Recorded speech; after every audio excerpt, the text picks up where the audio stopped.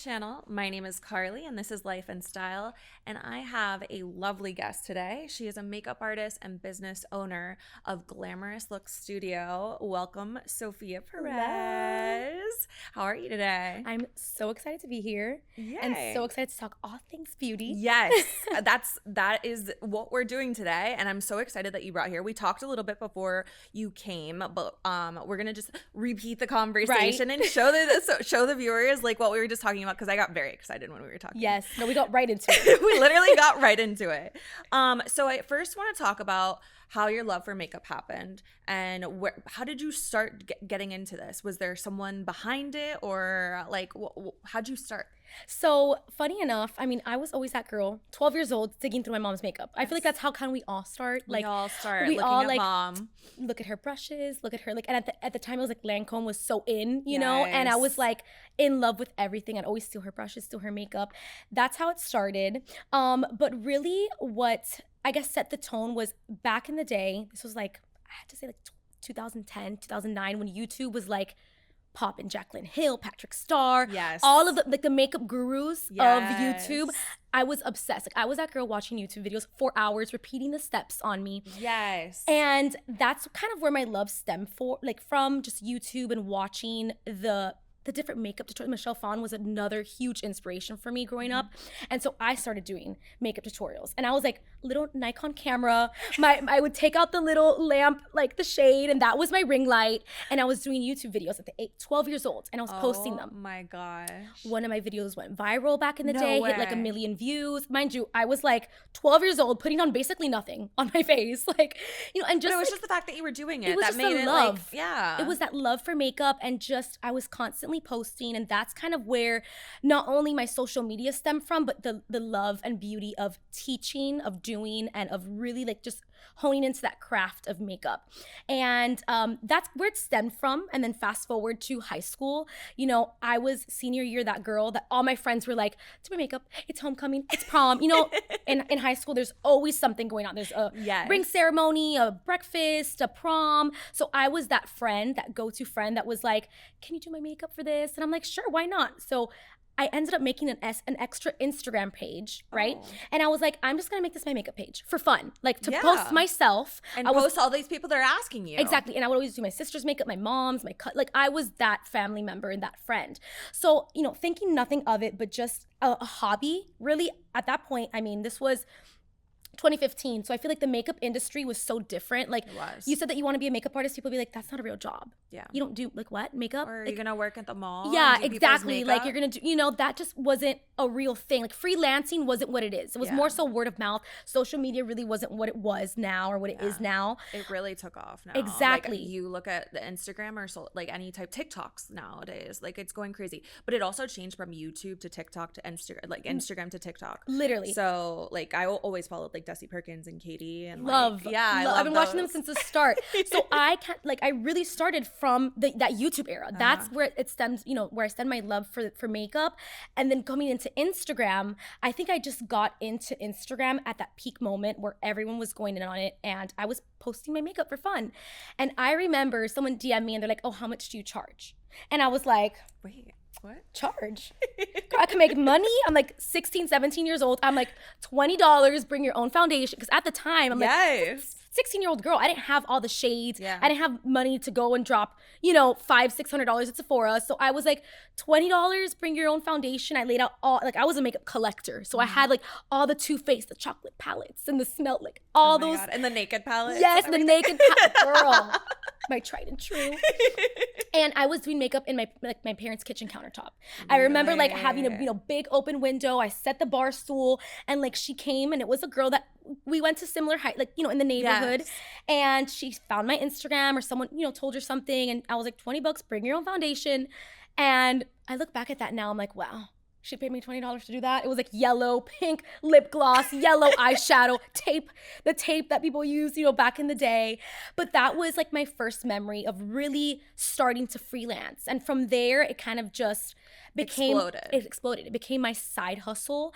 And that's really where the love for makeup stemmed. Just a true hobby that turned into this beautiful thing that I would have never thought in a million years. Like you told me this when I was 16, I'd be like, what? I'm gonna be a makeup artist? Like, that's crazy to me. And it's crazy to looking back, and it's like, wow, like people really didn't believe that the industry would skyrocket the way that it has, where now you can open just a makeup studio and it be successful. Not a hair salon, just a makeup studio. When 5 years ago, that didn't exist. At least, in Miami, it just wasn't a thing. You had to do it in a hair studio. Correct. Or it had to be like a part from of something home else. Or freelance, where you're going to people's houses or going to the hotels.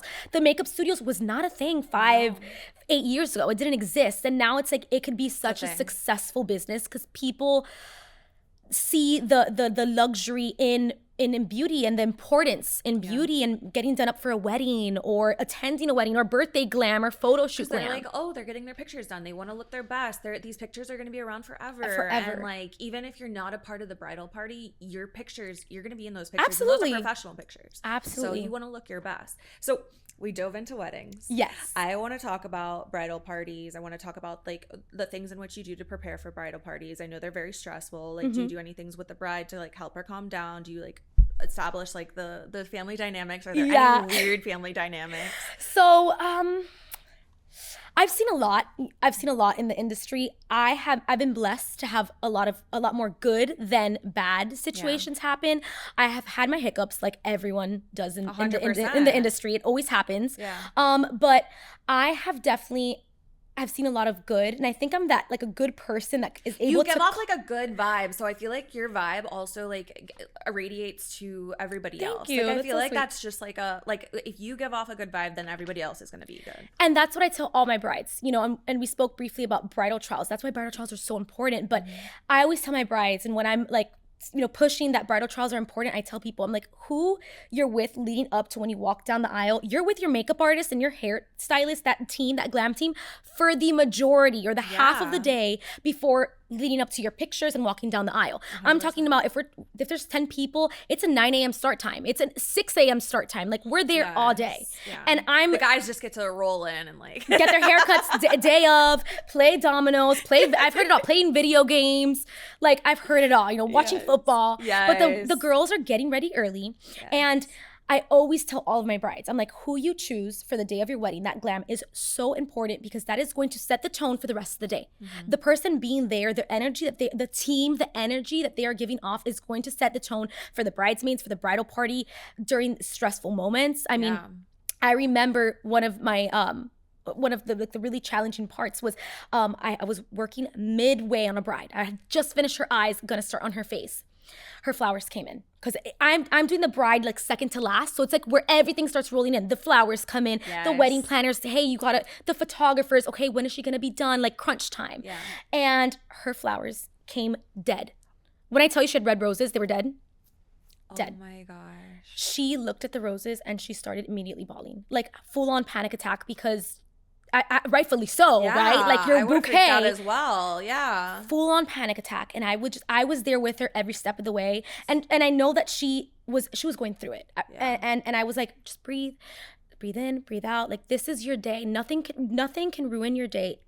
Whether you're gonna walk with these flowers or not, you are beautiful. You're gonna marry the love of your life, and these flowers are not gonna mean anything. Like, you're gonna look back at it and laugh. You literally will laugh. And I was able to get her out of that, like, that panic attack, and I was able to calm her down. And I'm like, listen, like, we're gonna get you ready. You're gonna look beautiful. Your pictures are gonna come out great. This is so minuscule compared to everything, and compared to like the commitment in which you're doing. Correct.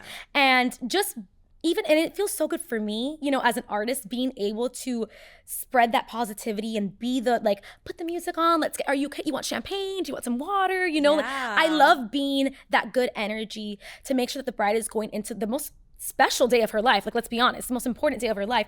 Going in clear-minded, good vibes, positive energy. Like, that is so important. And I'm like that. It's so important. I mean, I've been in a few bridal parties, and like the makeup artists and hairstylists are always like, just like walk in and they're like ignoring everyone. Yeah, they're trying to get the job trying done, to rush you out. Like you're going through it quickly. I mean, I've been a part of bridal parties that are like 12 people. Though, oh yeah, like, geez. Girl, I've done 14 hair and makeup. Yeah, like and especially in Miami, it's so normal to have such a big bridal party. I know. Like, it is the norm to see someone have 3 people. I'm like, wow. Like that's new, because I'm normally doing 10, 12, upwards of 14 people hair and makeup in the bridal party. So I think it's a Miami thing. It's a Miami thing, because everyone has a cousin, a friend. Like, I'm like, how do you guys have so much friends? I know. How? But you know, like, it's wait, I can't think big of families. Yeah, it's big families. It's families. And then they're like sisters of the groom and like correct. Like all that type of stuff. But it's hectic. It's hectic. I even try to tell my brides, I'm like, during the bridal trial, I'm like, I always ask them, like, how many people do you have? And when they say like 8 or 6, I'm like, that's a good number, because when you're going upwards of 10 in one hotel room, because sometimes these hotel rooms are like this, you know, and it's like you're cramping all these people in one room, and it just, you know, so much noise. I can even just like feel like clean, not anxiety, clean, but like I always get like anxiety when there's like a small space, and tons of everyone people feels on top of each other. You're like, oh my goodness, like what's happening? And even us as artists, like there's been times where we've gone into a room and we're like, how are we gonna work here? No, like we have to move furniture. I'm not even kidding. I'm like, we need to rearrange this. We're gonna put this table here, like doing the whole thing, because we're trying to make it as comfortable as possible in a small room, you know. But you also have to be comfortable to like get in order the job to do done. Absolutely. That's why I bring my chair everywhere. I bring my makeup chair everywhere I go, because I'm very short. So it's like, if I do a high chair or like a super low chair, I know I'm gonna be breaking my back or tippy-toeing the entire time. Might as well bring what you're comfortable with. Exactly. So I always bring my chair, and it has 2 little tables. So if I'm ever in the situation where I have no tables, I'm like, I can work out of my kit and with these 2 tables. Like I've learned my lesson over the years. You like for sure. like you prepare like especially like, 100%. For yourself, and that's good. That's what you want for your makeup artist. Absolutely. Absolutely. I also wanted to dive into some makeup trends that are happening. Okay. I have seen a upscale in people doing like the strawberry blush type of thing. I think it's like a Sabrina Carpenter type of like vibe. Like, has that been like what other trends are like popping up right now? Definitely blush has been, it's come back. Liquid blush in general. I remember back in the day, highlighter was a thing, but now it really is blush. And the pinky tones, especially for brides, the pinky strawberry tones is such a signature bridal look. And then I will say the clean girl makeup, which I have a love-hate relationship with. And I'm sure a lot of makeup artists feel me on this. But definitely that softer look, when back in the day, like that 2016, 17 was the cut crease and the blocky brows. Now it's like just accentuating from within, what, like that soft vibe, which is a good thing for certain things, but it's also like for bridal makeup, you need to have makeup on. Like this is gonna be everywhere for the rest of your life. Flash photography. This is going to be a 10-hour wear. And like a little bit of concealer and mascara is not going to cut it. So like that's the challenge as these new trends start to come along. Or they give you like the Hailey Bieber. They're like, oh, I want to look like this. I'm like, girl, she did her own makeup in 5 minutes.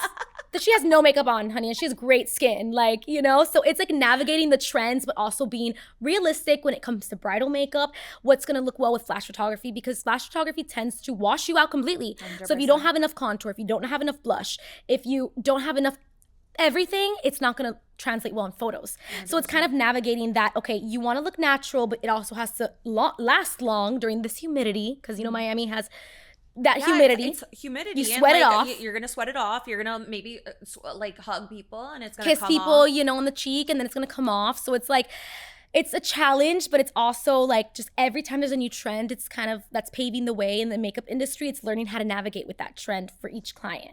So I have to dive into Temptation Island. Okay. You were on it, and you were the makeup artist on Temptation Island. Yes. Was there anything that they specifically asked you to do while on it as far as makeup? Like, is there a difference between like production makeup and what you did every day? Did they say, oh, maybe your highlighter's a little too shiny? Or like, what was that type of vibe? So, or they didn't give you like, they just were like, go. Yes, it was really a lot of hurry up and go, you know? And we were on island time. We actually had no sense of time at all. So it was just like producers knocked on our door. You have 10 minutes to get ready. Mind you, it was 4 girls living in one room. Oh my goodness. You have 10 minutes to get ready to be on camera, figure it out. So I was blessed to be the makeup artist, because I'm like, I know I can get ready in 10 minutes and look good, and then also help everyone out. Like I was that girl where I was like, okay, I'm gonna help you. You gotta blend your highlighter. You gotta do this, you know. But it was pure chaos, but I thrived in the chaos. Like I loved it. It's definitely a lot different than, you know, production or live TV. It's a whole other world. It's just, you're on island time, and it's just there you go. Just be you. Go into this, this scene or into this group of men and start having a conversation. That's kind of how it is. So they just like push you in there and they're just like, go. Absolutely. And like we expect something. At half the time we were like, okay, what's going on? Like what's going to happen next? And it's just kind of, and that's the fun of it all, of reality TV. A lot of people always ask me, they're like, is it real? Is it really real? I'm like, girl, it is real. That's what happened, Yeah. But it was really fun. And did you see that your like beauty routine kind of changed since you were being on camera? Like, did you do things that you wouldn't normally do in your everyday? I think I just kept it very basic, and that was the best thing to do. Like, even when you're getting sun, we were in Hawaii, and it was like that hot sun. We were in the sun all day, so SPF was so important to me. I always tell people that's like the most important product. So important. So like using an SPF like tinted moisturizer or a foundation that has SPF, that was my tried and true the entire time I was there. But it was kind of like, I didn't have a lot of time. So it's like, okay, sunscreen, a little tint, a little blush, lip gloss, I'm out the door. Yeah. That was like the beachy kind of makeup is what I was going for. When back in Miami, it's different. It's Miami. It's like full glam all the time. Full glam all the time. You're wearing heels to the grocery store and literally, full beat to go to Publix. Because you don't know who you're gonna run into. Exactly. So it was really just having that like more beachy, sun-kissed look. That's kind of what I was going for during that time. And that definitely worked out. I mean, that it was like, it's so cool to be on a reality TV show and to like experience that. I'm sure that you learned a lot. I learned so much. I think at the time, it was exactly what I needed. It was exactly where I was supposed to be.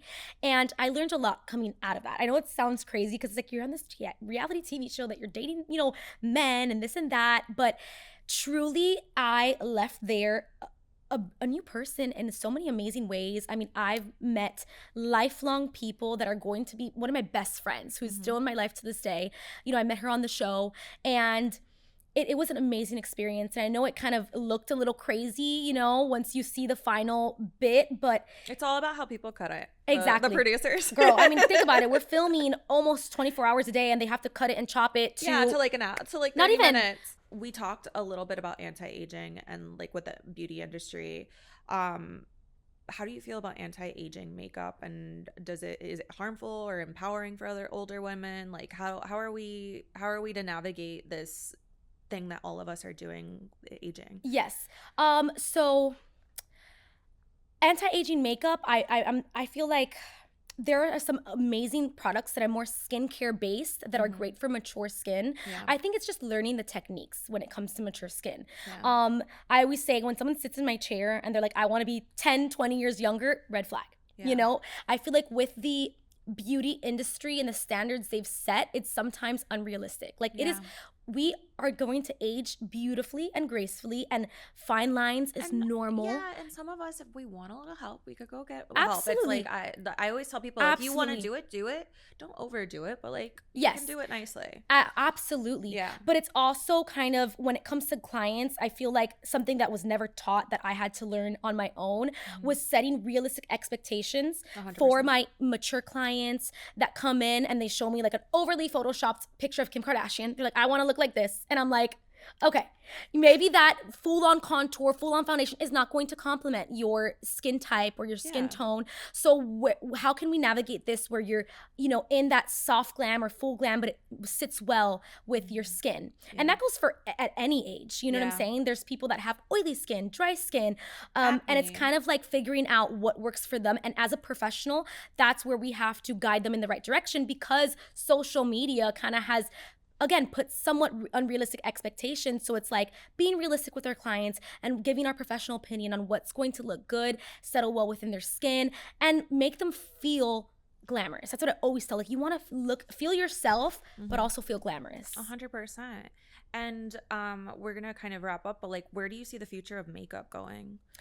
Oof, oh my gosh, that's kind of like a scary big question. I'm like, that's a scary question, because I definitely did not think it was going to explode the way that it did. I honestly just see more jobs in the industry. I feel like people say, oh, being a makeup artist is oversaturated. It's not. No. Like, you come to Miami's such a big place. There is room for everyone to grow. And that's why I tell all of my students, don't feel like there's any competition in this industry. Look at other makeup artists as friends, as people that can help you, can guide you. Yeah, because you can learn from everybody. Yeah. And the beauty industry is so ever growing. There's going to be more products, there's going to be more brands, there's going to be more trends that are going to evolve, and you just have to continue your education as a makeup artist. 100%. And like all the old trends usually come back. Always. In their own way. Circle. Yes, in their own way, they absolutely do. Yeah. So it's just I just keeping hope up. the thin brows don't come back. Girl, absolutely not. And like, I'm gonna end with this. Do you have any advice for people that are wanting to get in the makeup industry, but they're like a little scared or hesitant to start? Absolutely. I always tell people, do it. Fear is not going to get you anywhere. When I started, I was at zero. I didn't have any clients. We all start with 0 clients, with 0 leads, and it's just a learning curve. So that's why education is so important, so that you can.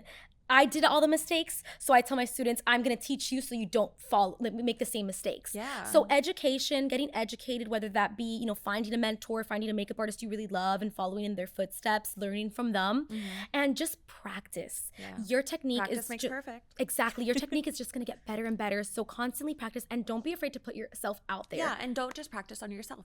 Ask your family members. I would say fake it till you make it, girl. Yeah. Get your cousins, get your friends, take their pictures, do their makeup, and post it on Instagram. You 100%. Never know who's watching. You never know what client you're going to land. Amazing. And lastly, I just want to ask you to pimp yourself out. What is your social media? Absolutely. Where can people find you? Where's your location? So Glamorous Look Studio is located in the heart of Miami Lakes. You can follow us at Glamorous Look Studio. Well, our website's glamorouslookstudio.com. You can follow us on Instagram at Glamorous Look Studio.